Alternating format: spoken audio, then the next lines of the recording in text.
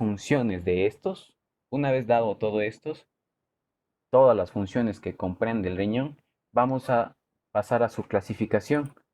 ¿Cómo se va a ir clasificando cada uno de estos segmentos? Vamos a tener que el riñón actúa por dos sistemas, un sistema filtrante y un sistema tubular. El sistema filtrante va a estar conformado por los glomérulos y por el proceso de filtración glomerular. Aquí es donde aquí es donde se produce todo lo que es el ultrafiltrado del plasma sanguíneo, ¿verdad? Y vamos a tener que el sistema tubular, aquí, ¿qué es lo que nos va a dar? Va a dar tanto la reabsorción tubular, lo cual reabsorbe sustancias de la luz en forma selectiva y las secreta hacia la sangre capilar, mientras que vamos a tener la secreción tubular, que es donde se secretan sustancias provenientes de la sangre capilar hacia los túbulos, ¿verdad? ¿Y cuál es el proceso final de todas estas funciones del riñón? Es la producción de orina, ¿verdad? Entonces, ya dicho todo esto principal de lo que es el riñón, vamos a hablar un poquito ya más de lo que es el riñón en sí, cómo es. Los riñones, como sabemos, son pares, ¿verdad? Que están, como podemos verlo aquí, como lo dice su libro, en forma de habita, ¿sí ven? En forma de habita. Lo tenemos que son ubicados retroperitonealmente sobre la pared abdominal posterior. ¿Qué es lo que nos interesa? Que principalmente está rodeado por una cápsula de tejido conectivo colágeno denso, ¿verdad? Y sobre esto vamos a tener un hilio, este hilio renal, por donde entran lo que sería la arteria renal, como podemos ver aquí, la vena renal y sobre todo lo que es, eh, junto con esto entran lo que es la pelvis renal, conformando estos tres, conformando lo que es el tallo renal, ¿verdad? Aquí la pelvis renal se va a ir dirigiendo hacia el interior, ¿verdad? Va a conformar los senos renales, aquí donde la pelvis se va a ramificar en 2 a 3 cálices mayores, como podemos ver aquí, uno, ¿sí ven? Cálices mayores, y a la vez estos se subdividen en cálices menores, que se conectan con lo que son las pirámides renales. Ya vamos a ir hablando un poquito a poquito de todos estos segmentos para que vayan entendiendo, ¿verdad? Entonces tenemos el hilio renal, sus cálices mayores y sus cálices menores. También debemos saber que el riñón está conformado por dos partes, que sería la corteza, ¿verdad? Todo este segmento representa la corteza, y la médula, que sería todo este segmento que representa la médula, que conforma la mayor parte de las estructuras, y que está conformado por lo que son las pirámides renales. Si ven todo este segmentito, serían las pirámides renales. Y junto a estos, alrededor de estos, se forman lo que son columnas renales, que están separados de entre pirámides y pirámides, como podemos ver aquí de otro colorcito. ¿Sí ven?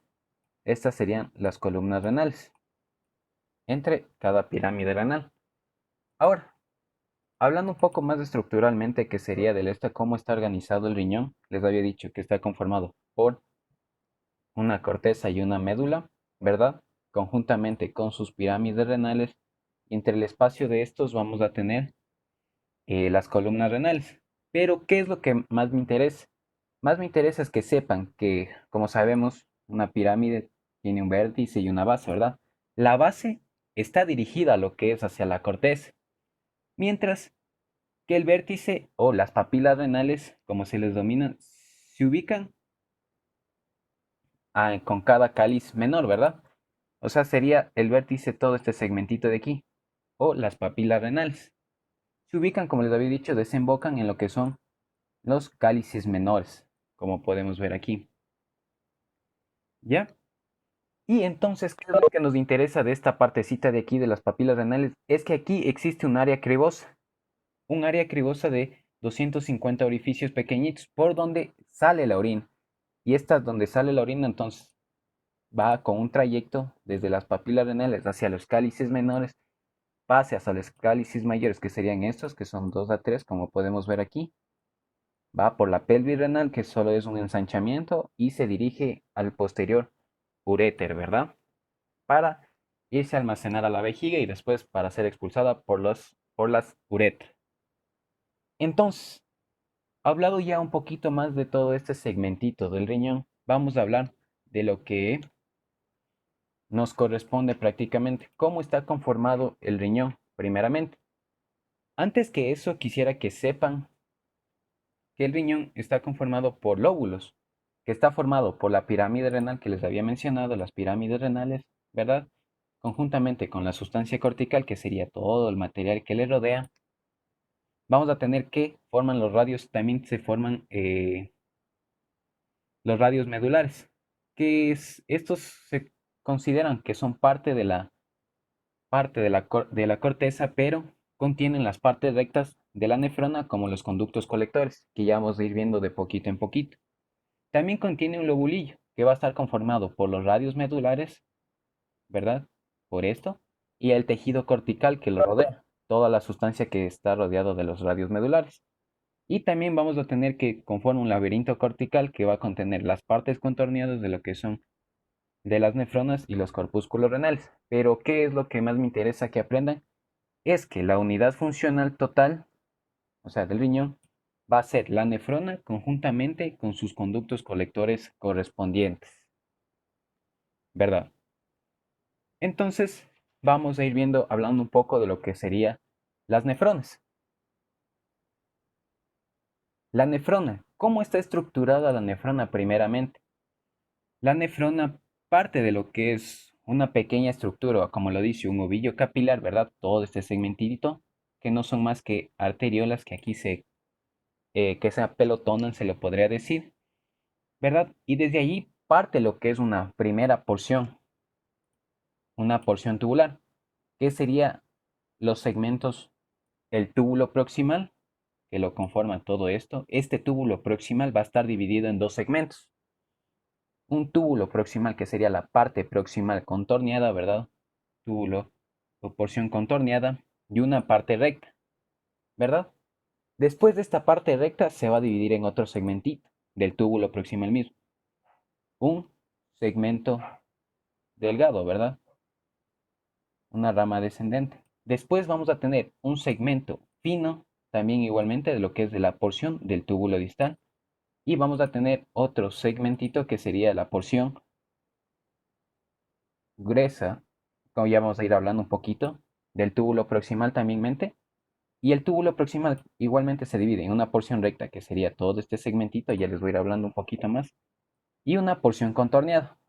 Y esta porción contorneada igualmente del túbulo distal se conecta con lo que sería los túbulos colectores. Aquí es donde se va a almacenar para que podamos tener una orina tanto concentrada como una orina tanto diluida en los conductos colectores. Ahora, como les había dicho, tanto el túbulo proximal como el túbulo distal va a tener una porción contorneada de un trayecto tortuoso, ¿verdad? Y una parte recta, como lo dice su nombre, una parte recta. Así está estructurado. Ahora, ¿qué es lo que, que quiero que aprendan un poquito? Que la porción recta de lo que es el túbulo distal, o sea, vamos a tener todo lo que es el segmento, el asa de Henle. ¿Cómo va a estar conformado este asa de Henle? Este asa de Henle va a estar conformado por lo que es el segmento, todo lo que es la rama descendente, o sea, la parte fina de lo que es segmento delgado que les había mencionado del túbulo proximal,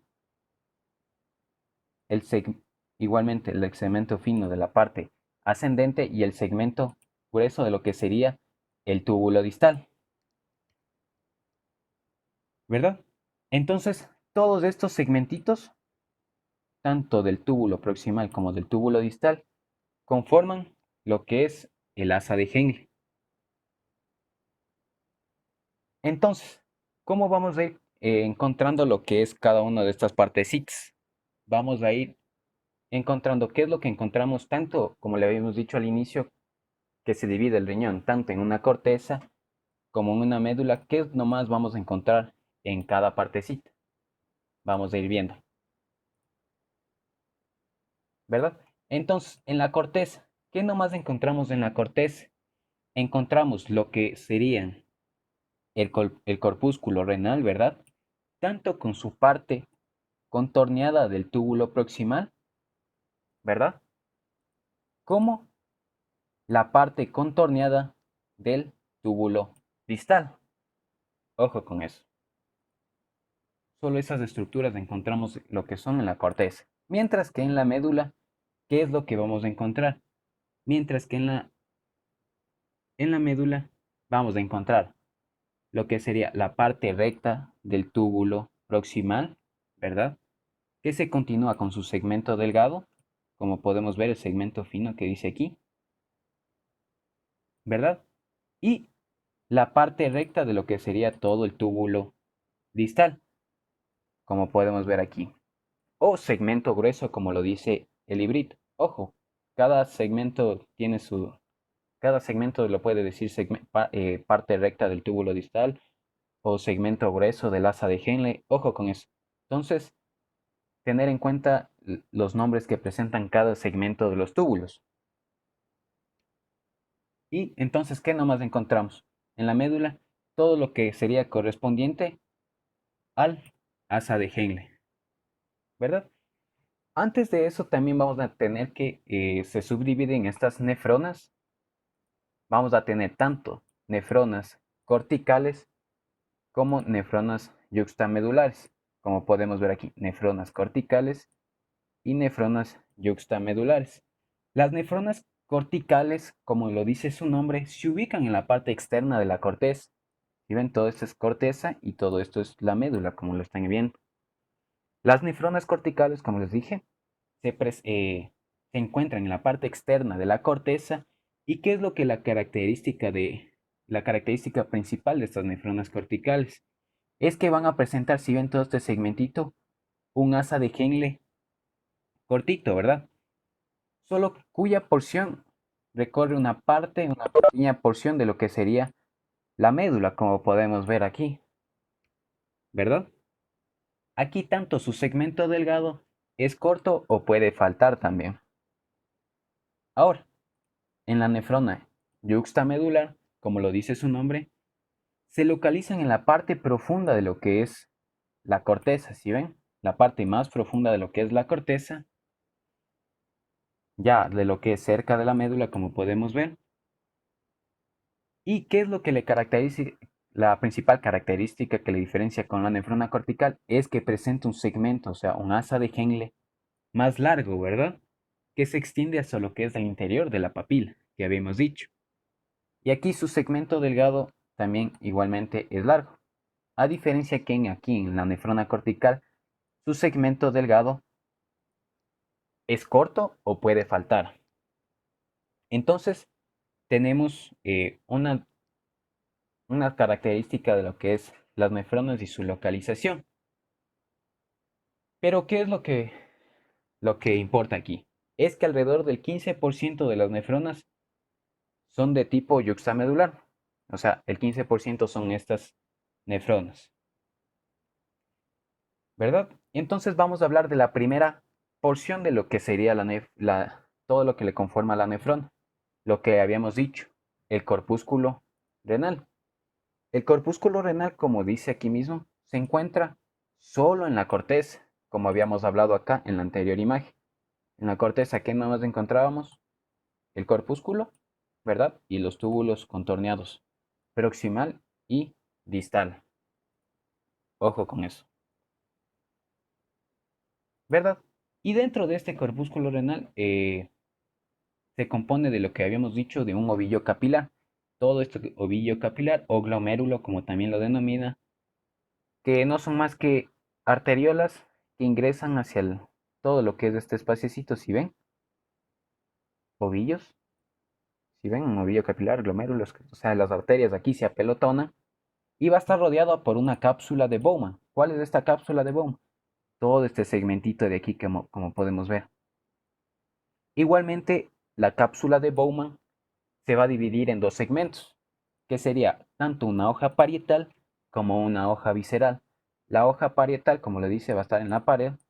¿Sí ven todo este segmentito de células que tiene un epitelio simple plano, ¿verdad? Y una hoja visceral. Esta hoja visceral, como lo dice su nombre mismo, va a rodear todo lo que sería los ovillos, o sea, el glomérulo. Lo va a rodear. Está compuesta por células epiteliales o también denominados podocitos, como podemos ver aquí, todo este segmentito. Entonces tenemos hoja parietal de un epitelio simple plano y una hoja visceral de células epiteliales o podocitos. Y entre estos dos, como podemos ver aquí, y entre estos dos hitos va a formar un espacio, ¿verdad? Todo este espacito de aquí, que se le denomina el espacio urinario. Este espacio urinario, aquí, verdaderamente aquí todo el proceso de filtración que se produce en el ultrafiltrado, que habíamos hablado al principio de generalidades en la función del riñón, va a tener lugar desde lo que son los capilares, ¿verdad? O sea, o sea, de las arterias del glomérulo, ¿verdad? Hacia sus paredes, tanto de la hoja visceral como de la parietal, hacia el espacio urinario. Y vamos a encontrar aquí dos polos también, dos segmentitos muy importantes también que se visualizan en una placa histológica. ¿Cuáles son estos polos? Vamos a tener tanto un polo urinario, este polo urinario, que es lo que se va a continuar con lo que sería, ahí esperen, con esto no se ve muy bien, que se vería con el túbulo proximal, la primera porción de lo que habíamos hablado del conducto de túbulos de la nefrona, ¿verdad? Igualmente ahí es donde se continúa con su epitelio tubular de la cápsula de Bowman, como podemos ver aquí. Y vamos a tener, al contrario de este polo, vamos a encontrar lo que sería el polo vascular, ¿verdad? Este polo vascular, aquí es donde ingresa una arteriola aferente y egresa una eferente, una arteria eferente y una arteriola aferente, como podemos ver aquí, ¿verdad? Y tenemos la estructura principal de lo que es el corpúsculo renal, pero ¿cómo se le visualiza en una placa histológica? Como podemos ver aquí, si ven, ya cambia estructuralmente cada uno de estos, vamos a ir viéndole. Vamos a tener todo este segmentito de rojo que le estoy rodeando, si ven, primeramente es la cápsula de Bowman. Y dentro de esto, ¿qué es lo que encontramos? Encontramos lo que son los glomérulos, los ovillos capilares, ¿verdad? Si ven, todo estructurado aquí, donde ingresa una arteria aferente y egresa lo que es una arteriola eferente, como podemos ver. Y dentro de estas, no tan especial, pero eh, nunca falta mencionar, tenemos la hoja parietal, ¿verdad? Y la hoja visceral, como les había dibujado anteriormente. Si ven todo que está rodeado. Y como ven en el espacio en blanquecito aquí, todo este espaciecito, ahí no se ve, todo este espaciecito que está aquí, no se cambió. Este espacio que está aquí sería el espacio urinario. Y por ende tenemos también los dos segmentos, tanto los polos como podemos ver aquí. Sería el polo vascular y acá tendríamos el polo urinario. Ojo con esto, en una plaquita histológica el polo urinario se le ve como se le ve una continuación de lo que sería el segmento del túbulo proximal, se le ve una saliente así, un pupito que le sale aquí, que sería el túbulo proximal. Ya vamos a ir viendo características estructurales de cada uno de estos segmentos. Ojo, entonces tenemos entendido lo que es el corpúsculo renal. Vamos con la siguiente partecita del corpúsculo renal. Sí, vamos con el siguiente segmento. Una vez hablado de lo que es la nefrona, la otra porción funcional de lo que sería el riñón, tendríamos todo lo que sería la porción tubular de la nefrona. ¿Y qué es lo que le continuaba después del glomérulo? Sería el túbulo proximal. Igualmente íbamos a tener dos porciones que se habían dividido, como les había dicho.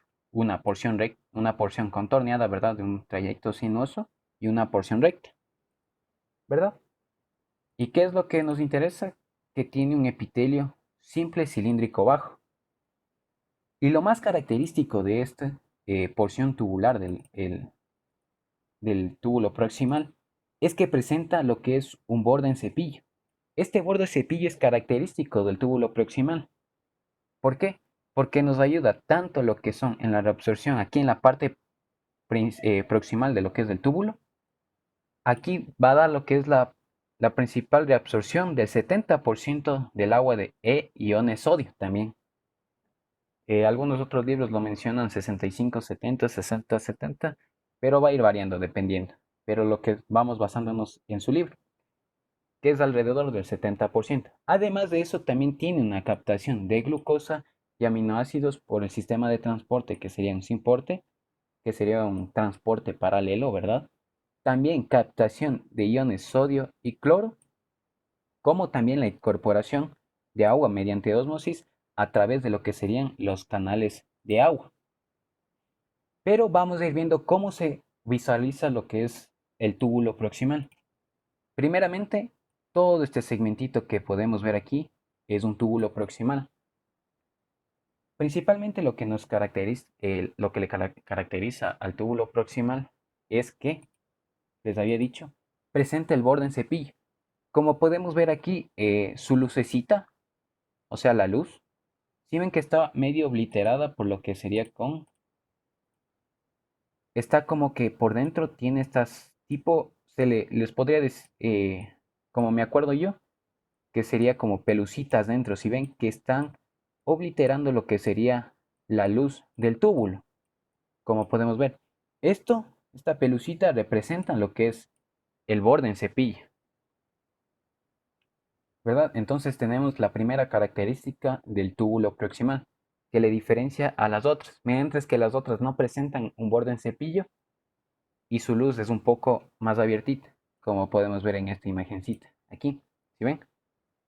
El de aquí, este de acá, también es otro túbulo proximal.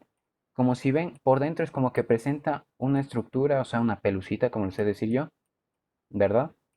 Que oblitera la luz del túbulo proximal, característica de esta primera parte. Ahora, muchachos, teniendo en cuenta el túbulo proximal, vamos siguiendo el trayecto. ¿Qué nos tocaría? Nos tocaría lo que es el segmento delgado, ¿verdad? Y como les había mencionado, está compuesto también por lo que es el asa de Henle, que contiene primeramente la porción recta del túbulo proximal, es su segmento delgado, ¿verdad? Y la porción recta del túbulo distal o el segmento grueso ascendente también, como lo dice, como les había dicho. Entonces hay que acordarnos un poquito de esos nombres porque unos libros mencionan porción recta del túbulo distal o segmento grueso del asa de Henle. Son lo mismo, sino que con diferente nombre. Igualmente, como es un segmento delgado, su epitelio ya empieza a ser un poco más aplanado, ¿verdad? Y lo característico de esto es que va a presentar dos tipos, o sea, cuatro tipos de epitelios. El tipo 1 va a tener en las nefronas corticales, que están en la parte más externa de la corteza, y el tipo 2 a 4, que es un epitelio un poco más alto, ¿verdad? Por las nefronas yuxtamedulares, que estaban más abajo de la corteza, ya casi cerca de la médula. ¿Y cómo vamos a ir visualizando todos estos segmentos? Vamos a visualizar primeramente el segmento delgado, antes que eso. El segmento delgado es de esta partecita de aquí, lo que estoy dibujando ahorita. ¿Qué es lo que le caracteriza al segmento delgado? Lo que yo he podido sacar en conclusión es tanto en tamaño como en su composición. Como podemos ver aquí, el epitelio prácticamente es bien bajito, como podemos ver aquí, lo que le cubre lo que es todo el lapicero. ¿Sí ven? Es bien delgadito, como lo dice. A diferencia del segmento grueso, como lo dice como lo menciona su propio nombre, sería todo este segmento de acá, ¿sí ven? El epitelio ya empieza a ser un poquito más altito. ¿Sí ven? ya lo rodea casi la mayoría, ¿sí ven? Entre un segmento delgado y un segmento grueso, si ven, se podría decir, la altura del epitelio que presenta cada uno de estos. Si ven, un segmento grueso es como en el tipo de lápiz que estoy presentando ahorita, a diferencia de lo que sería un segmento delgado, que ya sería un poquito más delgadito, si ven. La variación en el tamaño de su epitelio. Entonces tenemos un segmento grueso y un segmento delgado. ¿Sí ven? Entonces ahí hay unas variaciones tan pequeñitas para que vayan ir visualizando de poquito en poquito. Entonces, viéndolo otra vez, repitiéndolo otra vez, todo este segmentito de aquí sería un segmento grueso y lo de acá, que sería un segmento delgado, ¿verdad? Entonces, estamos hasta ahí, ¿verdad, muchachos? Ya después les hago un repasito para que vayan entendiendo la diferencia entre los túbulos. ¿Verdad? Entonces pasamos al siguiente túbulo. Vamos a tener que el túbulo distal, igualmente este túbulo distal se va a dividir en tres porciones principalmente. Vamos a tener, como igualmente se dividía el túbulo proximal en una porción recta y una porción contorneada, ¿verdad? Una porción recta y una porción contorneada. Además aparece lo que es la mácula densa, que no es más que una plaquita electrodensa que al momento de la fijación esta se tiñe un poquito más, que más después vamos a hablar de sus funciones principales en lo que es en el riñón. Pero vamos a hablar primeramente del túbulo distal. Ahora, como les había mencionado, presenta una porción recta. Esta porción recta va a tener un epitelio cúbico bajo. ¿Y qué es lo importante de esta porción del túbulo distal? Ya que aquí vamos a tener que se reabsorbe lo que es eh, el 10% de todo el agua filtrada proveniente de lo que es del túbulo proximal.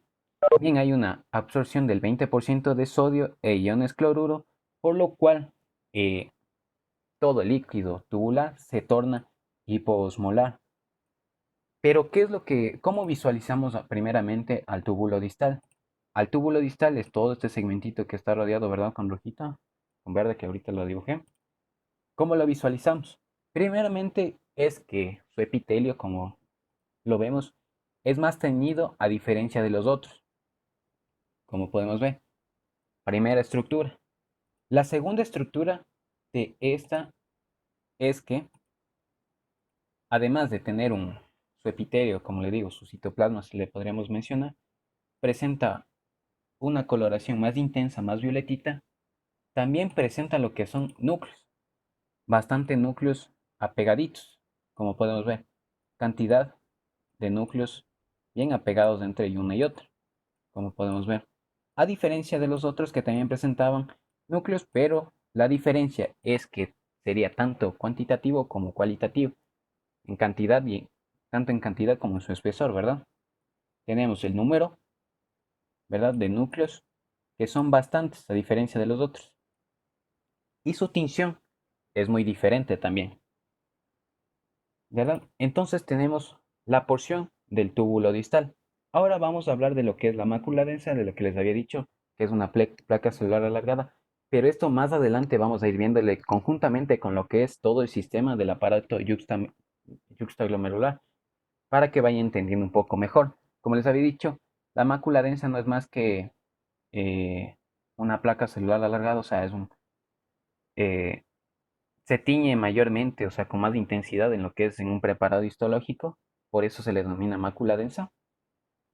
Pero pasemos a la siguiente porción, que sería la porción contorneada. Hablamos de la porción recta anteriormente. Vamos con la siguiente porción. Igualmente presenta un epitelio cúbico. Aquí va a carecer de canales de agua, ¿verdad? Ya no va a tener los mismos canales para la reabsorción de agua. Y vamos a tener que aquí se produce una reabsorción de cloruro de sodio y por lo cual aquí todo su líquido tubular va a tener un descenso en su osmolaridad. Ahora muchachos, para que sepan un poquito más de cómo diferenciar entre los tres primeros antes de pasar a los túbulos colectores, para que vayan entendiendo un poquito antes de meter con otro túbulo. ¿verdad? Como les había dicho al inicio, el túbulo proximal, como podemos ver aquí, presenta cuál es la característica principal, que les había dicho que presenta el suborden cepillo o la pelucita que les he decir yo, que oblitera la luz, que sería primordial en el túbulo proximal. Y otra característica que les había mencionado también es que aquí, como ven, sus núcleos aquí no son tan apegaditos. Si ven, hay uno por aquí y otro por acá y ya no hay más, ¿verdad? En un túbulo proximal. Y también sus núcleos no se tiñen tan intensamente. A diferencia de lo que sería un túbulo distal, que sería este, si ven, la primera diferencia que lo podemos ver es que la luz no está obliterada. Y la otra es que su citoplasma, se podría decir, está bien teñido, ¿verdad? Si ven, todo está bien moradito, a diferencia de la otra que presenta casi una variación media transparentita, ¿verdad? Entonces tenemos y la otra, la principal característica para diferenciarle, es que presentan la abundancia de núcleos, bien apegaditos unos con otros, como podemos ver aquí. ¿Sí ven? La cantidad de núcleos que presenta en un tubo. ¿No es cierto? Tenemos entre un túbulo proximal y un túbulo distal. Ahora vamos con sus segmentos. Su segmento delgado, ¿sí ven? El segmento delgado, como podemos ver, sus dos segmentos, de estos dos segmentitos, ya es un poquito más pequeño, ¿verdad? A diferencia tanto del túbulo proximal como del túbulo distal. Si ven, el segmento grueso, más bien dicho, si ven, su citoplasma es un poquito más altito, a diferencia de lo que es el túbulo distal, como podemos ver entre una y otra. Si ven, tenemos entonces segmento grueso y segmento fino. Ojo, entonces, ¿qué sería este de aquí? Tendríamos que igualmente es un túbulo distal, como podemos ver aquí. Su citoplasma igualmente se tiñe y como sus núcleos hay abundancia de núcleos. ¿Sí ven, muchachos? Un poquito mayoritaria. ¿Sí ven entre una y otra cómo se va a ir diferenciando los segmentos, tanto en tamaño como en cantidad de sus núcleos? Ojo. Entonces pasemos al siguiente conducto. Como ya habíamos visto, todo el trayecto de los túbulos proximal y distal, todos van a desembocar en lo que son los conductos colectores. Estos conductos colectores principalmente están revestidos por lo que serían, no están revestidos, tienen un epitelio cúbico, como podemos ver, pero presentan dos tipos celulares. Vamos a tener células principales y células intercalares entre una y otra. Pero lo que nos más interesa es que todas estas, la concentración de orina va a estar mediada por lo que son las acuaporinas tipo 2, que a la vez estas acuaporinas 2, o sea, estos canalcitos, están regulados por lo que son la hormona antidiurética, la ADH, por lo cual controla la permeabilidad de agua en los conductos colectores. E igualmente vamos a tener que se eliminan sodio y potasio a través de los conductos corticales. Y esta eliminación de sodio va a estar controlada por lo que es otra hormonita, la aldosterona, que es secretada ¿por dónde? Por las glándulas suprarrenales, que se encuentran encima de los riñones.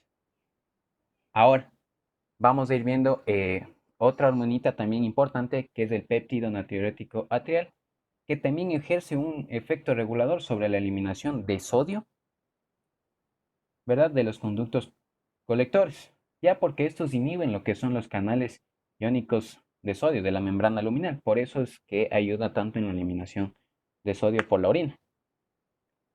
Pero, ¿qué es lo más interesante de esto que podemos ir viendo? Es que los conductos colectores, todo este es un conducto colector, como podemos ver aquí, un epitelio cúbico, como podemos ver. La característica principal de este epitelio es que su epitelio prácticamente es que, si ven todo este segmentito, es más transparente a diferencia de las otras. No se vayan a confundir. Si ven, es un segmento, tiene una transparencia, tiene más blanquecina, ¿verdad? Más transparente. Y sus núcleos no son tan abundantes, como podemos ver aquí. Aquí hay un hito, acá hay otro hito. Si ven, a diferencia del túbulo distal, como les había mencionado, presenta mayor cantidad y más apegaditos entre una y otra. Entonces, tenemos el siguiente conducto, que sería el conducto colector. Ahora, lo importante de esto, para que me vayan entendiendo un poquito más, tenemos aquí igualmente la misma imagen, pero tenemos aquí el conducto colector. Si ven, mayor transparencia, menor número de núcleos. Como les había dicho, tenemos al túbulo proximal, ¿verdad? Túbulo distal,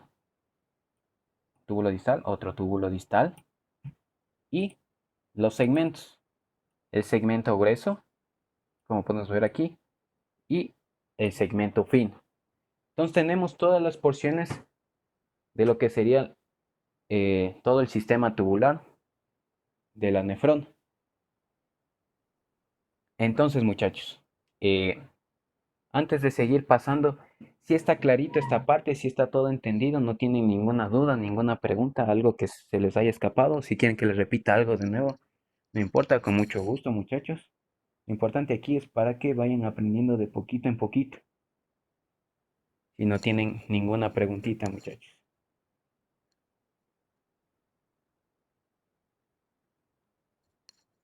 ¿Sí está bien? No, nada. Entonces, sigamos pasando, muchachos. A ver, un compañero dijo algo. Sobre los segmentos, ¿puedes repetir? Ya. Entonces, vamos otra vez.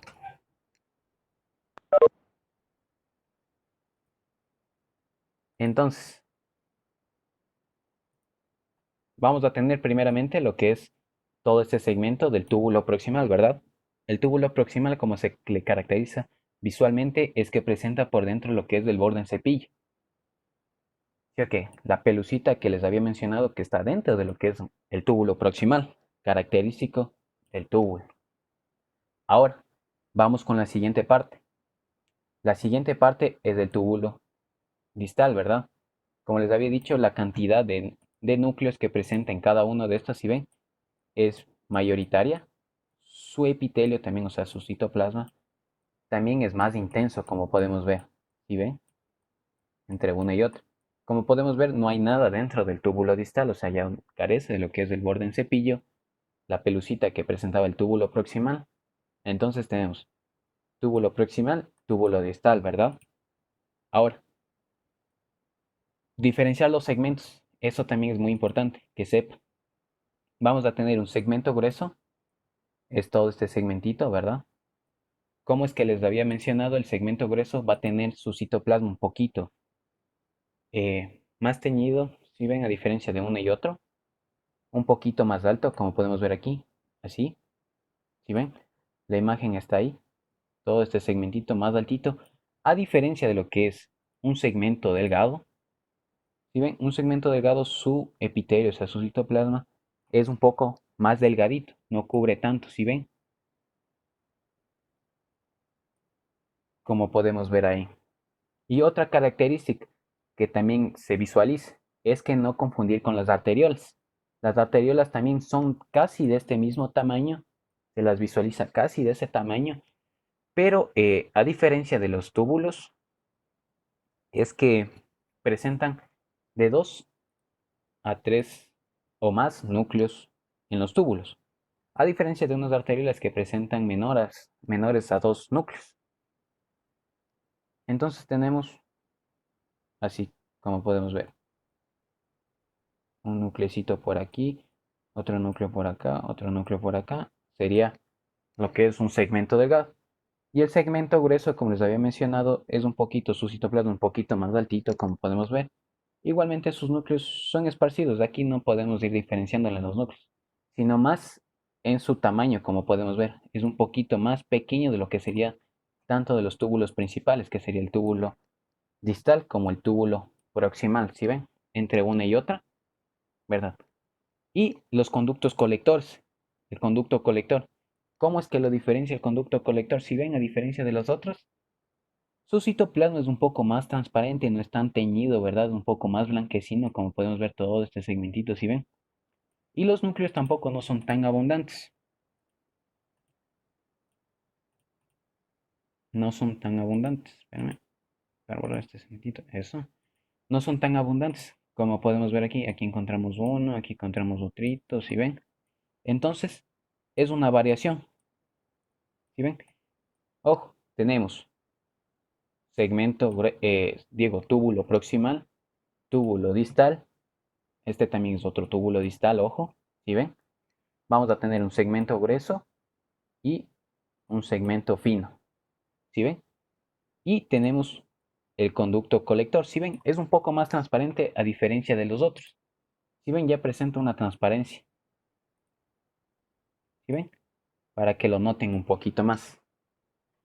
Ojo con esto, estas son las conclusiones que yo he sacado para poder ir diferenciando entre una y otra.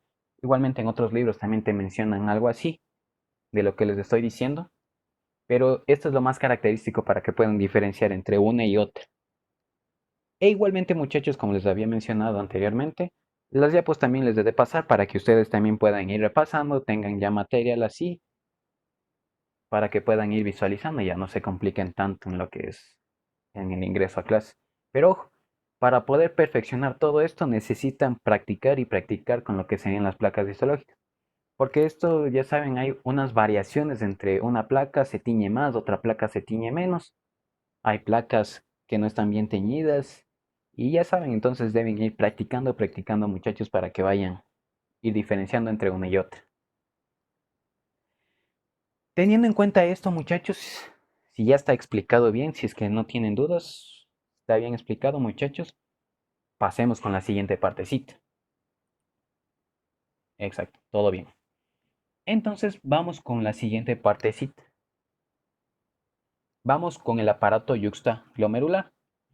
El aparato yuxtaglomerular, ¿cómo está constituido principalmente? Para que no se confundan un poco. El aparato yuxtaglomerular está conformado por células yuxtaglomerulares, que no es más que son células que se encuentran en la pared de las arteriolas aferentes. Si ven, esta es la arteriola aferente y estas serían sus celulitis. Se encuentran en la pared de la arteriola aferente, ¿verdad? Dado que estas células, o sea, estas células de las arteriolas, o sea, estas células se modifican, son células modificadas, como lo menciona su libro, son células modificadas de lo que son de la pared de la arteriola, estas células yuxtaglomerulares, ¿verdad? Tenemos la primera porción. La siguiente porción serían las células mesangiales, estas células mesangiales que se encuentran entre lo que sería la arteriola aferente y la arteriola eferente, ¿verdad? Como podemos ver aquí, son células mesangiales. Estas células mesangiales secretan su propia matriz y se encuentran dentro de estas, aunque dicen que no tiene una función específica, se desconoce su función, ¿verdad? Hay otra partecita en la que menciona que sirve para mantener lo que sería la tensión de los vasos, ahí como un esqueleto, o sea, funciona como un esqueleto para las arteriolas, ¿verdad? Y vamos a tener lo que sería otra partecita y muy importante, que sería la mácula densa. La mácula densa, como les había dicho, que es una placa electrodensa que se tiñe, que está en la porción distal, o sea, en el túbulo distal, se encuentra en el túbulo distal, ¿verdad? ¿Y qué es lo que nos interesa un poquito más de esto? Que en las células yuxtaglomerulares, ¿verdad? Aquí su citoplasma de estas células presentan gránulos y en estos gránulos dentro de estas células presentan lo que sería la enzima, la renina, que les había dicho como función al inicio para regular lo que sería la tensión arterial. Ahora, ¿Cómo es la función del aparato? ¿Cuál es la función principal? Como les había mencionado, todo esto conforma el aparato yuxtaglomerular. ¿Y cuál es su función principal? En la producción y secreción. También tienen función fagocítica, también lo dice. Exacto. Eh, Son cosas, o sea, las cosas que les digo aquí son un poquito más, ¿cómo les digo? O sea, lo más principal para que vayan entendiendo un poquito, muchachos. Eso sí, y me alegro bastante que hayas venido leyendo un poquito de lo que es Géneser también. Así complementas con lo que es el estudio. Entonces, ¿cuál es la función y producción de lo que es la renina? El aparato yuxtaglomerular tanto va a tener su función en la producción y secreción de renina. ¿Y cómo ayuda esto? La secreción de renina, ¿verdad? Vamos a tener que, eh, esta es una enzima proteolítica que va a encendir a lo que sería que va a encendir lo que sería el angiotensinógeno, ¿verdad? Escinde el angiotensinógeno, ¿para qué? Para transformarle en angiotensina 1, la cual esta angiotensina 1 se transforma en angiotensina 2 por la enzima convertidora de angiotensina, que en dónde está ubicado, está ubicada en las células endoteliales y en otras partes también del organismo. ¿Y qué es lo que nos ayuda en esto? Nos ayuda en el aumento de la presión arterial, como podemos ver aquí. Pero ¿qué también nos ayuda? También nos ayuda lo que es, eh, nos ayuda en lo que es en la suprarrenal. ¿Para qué? Para la secreción de lo que sería la aldosterona, ¿verdad? Por lo que va a aumentar la reabsorción de cloruro de sodio en los conductos colectores, ¿verdad? Actúa sobre el riñón mismo. Si ven, entonces es una producción aquí, un ciclo muy importante que aprenden del aparato yuxtaglomerular, ya que más adelante un poco, ustedes un poco van a ver en las patologías y todo eso, que es muy importante cuando hay en todo lo que es estas volemias que se les denomina, es muy importante saber cuándo es aguda y crónica, y lo principal es toda esta función, cómo es la evolución de la, de la secreción de renina por parte del riñón. ¿Y cómo es el mecanismo de liberación entre cada uno de estos? Vamos a tener que intervienen mecanismos varoreceptores, ¿verdad? De las propias células yuxtaglomerulares, como podemos ver aquí. O sea, aquí cuando hay una disminución de lo que sería la presión arterial, estas células yuxtaglomerulares ayudan, o sea, captan esa entrada de sangre que viene, o sea, se le podría decir en menor cantidad, y por ende se activan. ¿Y qué es lo que hacen? Activan a qué se secrete más renina para que aumente la presión arterial. También tenemos que tiene un mecanismo también la mácula densa, como podemos ver aquí. ¿Esto qué quiere decir? Es que cuando ya se pasa todo el ultrafiltrado, ¿verdad? Aquí va a haber una disminución también. Aquí que no capta, que sería con la misma tensión que se proviene cuando está un riñón sano. ¿Qué es lo que actúa? La mácula densa envía señales a lo que es a las células yuxtaglomerulares. También, ¿para qué? Para que produzcan renina. Y vamos a tener otra cosita, que también otra regulación de otro mecanismo liberador, que sería un mecanismo del sistema nervioso, ¿verdad? O sea, actúa a nivel del sistema nervioso, o sea, una inervación simpática que va a estimular la secreción de renina a través de los receptores beta adrenérgicos. Entonces, tenemos sus tres principales mecanismos de liberación de lo que sería la renina, tanto varoreceptores, ¿verdad? De la mácula densa y del sistema nervioso, para que vayan entendiendo un poquito cómo va actuando todo este ciclo del sistema renina-angiotensina, como también de la aldosterona. Entonces, una vez explicada esta, ¿cómo vamos a ir viéndole un poquito más eh, lo que sería el aparato yuxtaglomerular? Aunque visualmente, o sea, ópticamente, casi no se le puede diferenciar, pero vamos a tratar de que lo vean. En esta aquí, esta imagencita me faltó poner al final. Como podemos ver, eh, el aparato yuxtaglomerular, como estaba conformado, eh, sería por el túbulo distal. Si ven aquí, todo este es del túbulo distal. Si ven la característica de los túbulos, es del túbulo distal, un poco su citoplasma un poco más teñidito y sus células bien apegaditas. Si ven entre una y otra. Si ven entre una y otra. Si ven este segmentito de aquí, sería la mácula densa. Tiene una tinción especial a diferencia de lo que es los otros, los otros núcleos del epitelio, ¿verdad? Vamos a tener también lo que sería la porción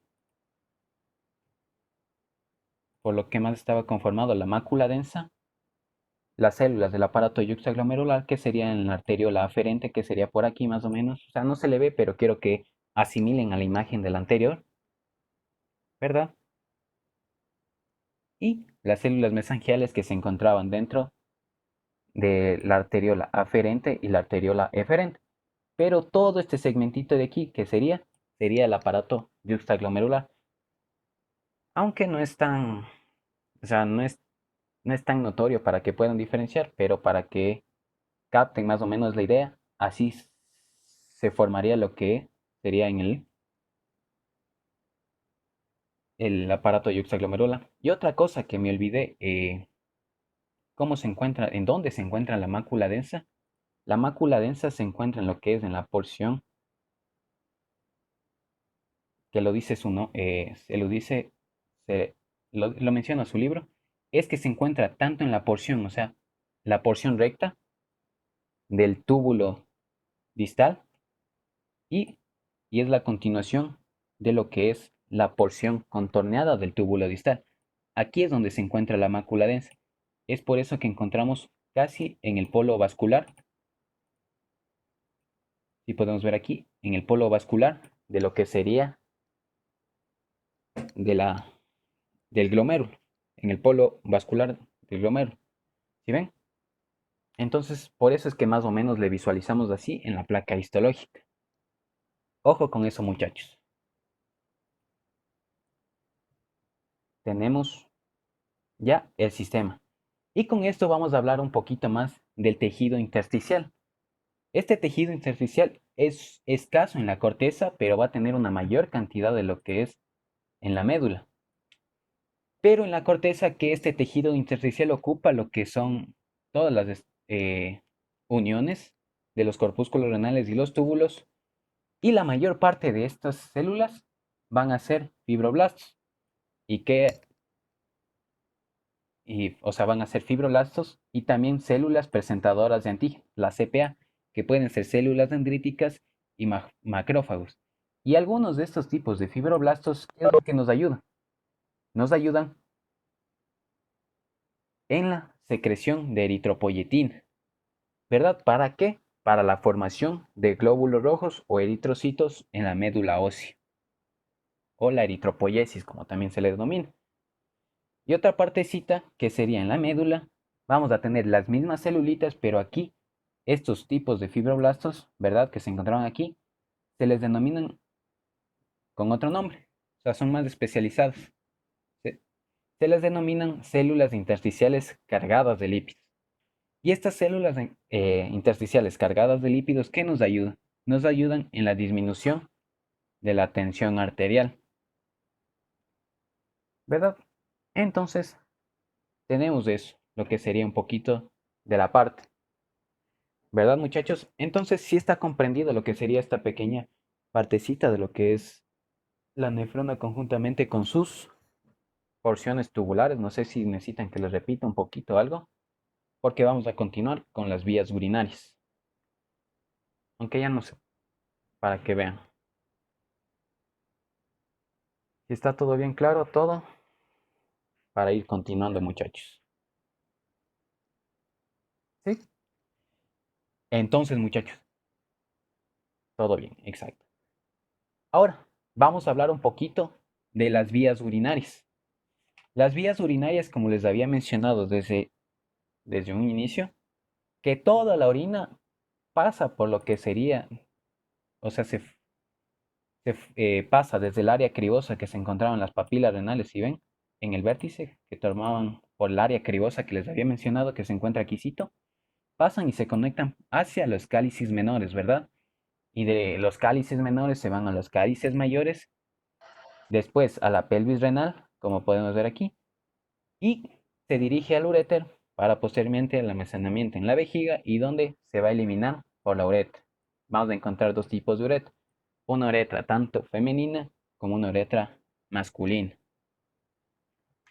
Ahora, vamos a ir viendo las características histológicas de cada una de estas de las vías urinarias.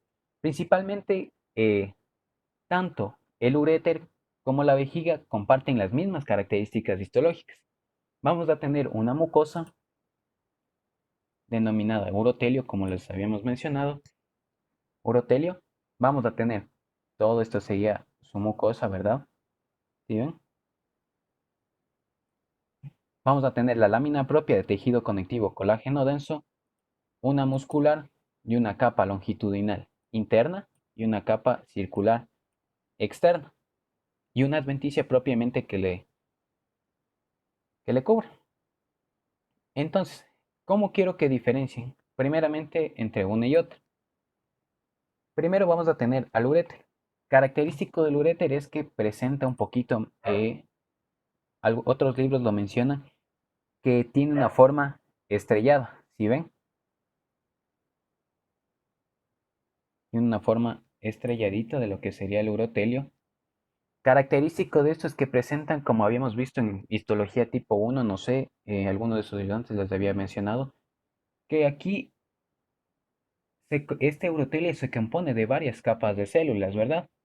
Pero los que más nos interesan son estas células redondeadas, estas células en paraguas, si ven, estas células blanquecinas, como ven, características de un urotelio. Células de embudo también los denominaban, ¿verdad? Diferentes estructuras. Características de un urotelio. ¿Sí ven? Principalmente tenemos al uréter.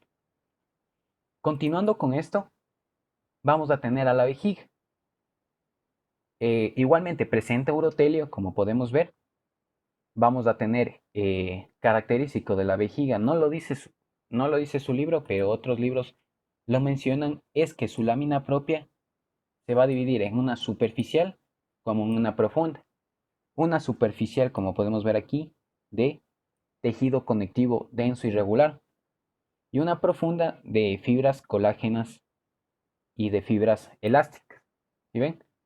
Tenemos aquí una y otra. Pero ¿cómo diferenciar entre una y otra? Es que la característica del uréter y del uréter, como les había mencionado, presenta una forma estrelladita. Ojo con eso. Y urotelio.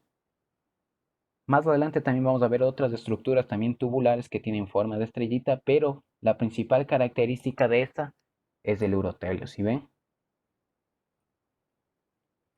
A diferencia de lo que es la vejiga, como sabemos, un órgano hueco también, que posee bastante muscular, como podemos ver aquí.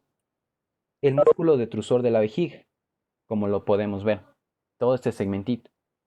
¿Y cómo diferenciamos entre una y otra? Lo que yo he sacado es que en sí, primeramente, eh, obviamente, como se ve en la imagen, el uréter no presenta la forma estrellada la vejiga no presenta la forma estrellada del uréter principalmente. Sus pliegues están un poco más unidos, ¿verdad? A diferencia de lo que sería el uréter. Sus pliegues están más abiertitos, ¿sí ven? Y presentan lo que sería la forma estrelladita. Y otra cosita más es que su tinción es un poco más teñida, o sea, más violetita, más intensa, a diferencia de lo que es el, la vejiga, que es un poquito más blanquecina, como podemos ver aquí. ¿Sí ve? Entre una y otra, muchachos. Tenemos uréter y tenemos vejiga. Ahora, muchachos, como sabemos, vamos a ir siguiendo pasando un poquito. Vamos a pasar con la uretra femenina.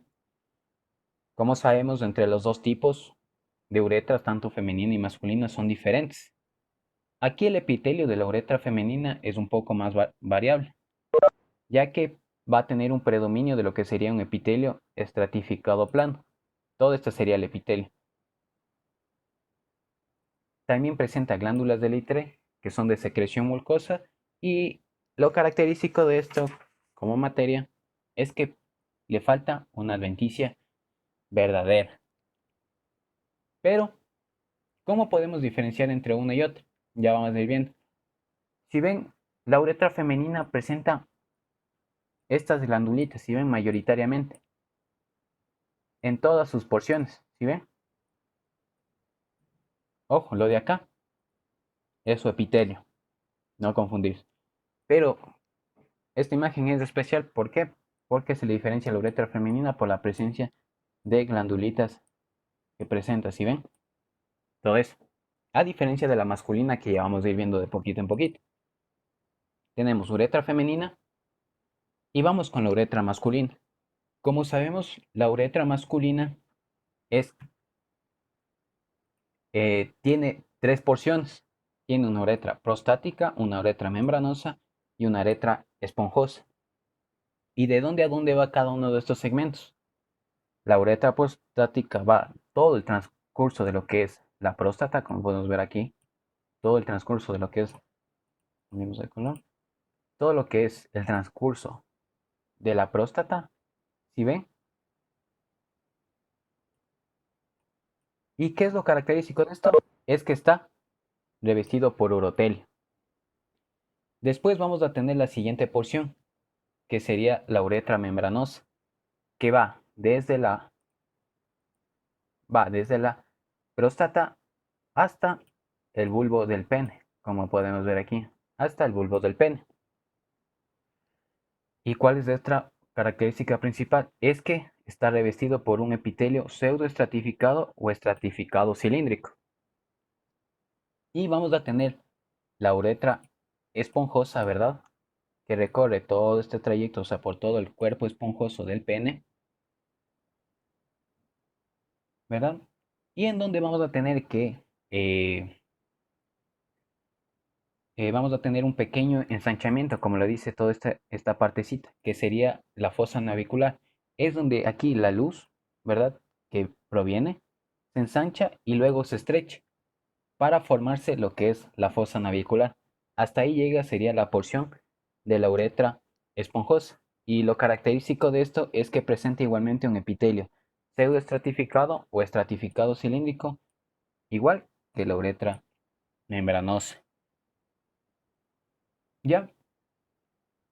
Y, como les mencionaba, hasta la fosa navicular. Aquí es donde el epitelio se modifica a un epitelio estratificado plano, ya que se va a continuar aquí con la epidermis. Y esto y un poquito más adelante, ya en aparato reproductor masculino, van a entender un poquito de lo que estamos hablando en lo que es la estructura del pene. Pero para que me entiendan, primeramente la uretra. Tenemos tres porciones: uretra prostática, uretra membranosa y uretra esponjosa. Tenemos estos tres segmentos. ¿Y cómo le visualizamos en una placa histológica? Esta es la única plaquita que tenía en la uretra masculina, por su epitelio. Como podemos ver aquí, presenta un epitelio estratificado, ¿sí ven? Pero la diferencia entre una estructura y otra estructura es que la uretra masculina no presenta las glandulitas que presentaba lo que es la uretra femenina, como podemos ver, ¿sí ven? La cantidad entre una y otra. Esa es la diferencia primordial entre los dos tipos de uretra. Aunque la uretra masculina también, como sabemos, es de un tamaño grande, también se le puede decir de un diámetro grueso, se lo puede decir, tamaño así.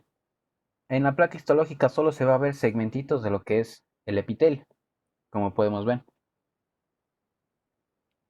Entonces tenemos entre una y otra, muchachos.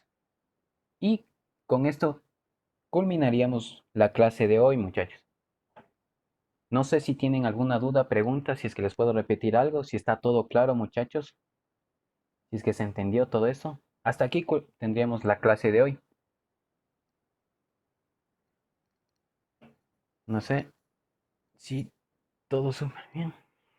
Bacano, muchachos. Me alegro. espero que hayan aprendido y todo esto. Y ya saben, muchachos, que todo esto es un poco relativo de lo que le digo, porque todo esto es sacado de lo que he tenido experiencia un poquito, de todo lo que he ido averiguando, las complicaciones que tienen algunos estudiantes a la hora de identificar en todo, en cada una de estas placas. Y entonces, muchachos, ¿cómo es